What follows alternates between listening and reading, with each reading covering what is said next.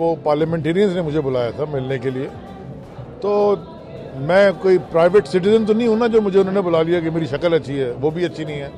अगर उन्होंने मुझे मिलने बुलाया तो as a federal minister of 230 million people, मैं उस मुल्क का फेडरल मिनिस्टर हूँ, तो अगर मैं वहाँ जा रहा हूँ तो वो उन्होंने कहा कि जी जैकेट उतारें, फ़ोन निकालें, मैंने कहा it's okay, I don't want go.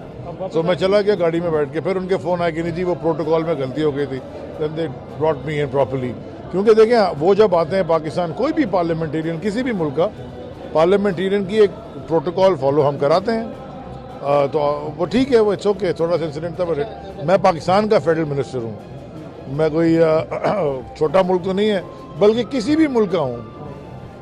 आप अगर किसी को दावत देते हैं तो थोड़ी सी उनकी कंफ्यूजन थी, but it's all good. YouTube पर गूगली टीवी देखने के लिए youtube.com की सर्च बार में गूगली टीवी टाइप करें। गूगली टीवी के पेज पर सुर्ख रंग के सब्सक्रिप्शन वाले बटन पर क्लिक करना ना भूलिए। YouTube पर अपलोड होने वाली वीडियो से बाखबर रहने के लिए बेल आइकॉन पर क्लिक कीजिए। आपको हर नई आने वाली वीडियो के बारे में नोटिफिकेशन मौसूल हो जाएगा।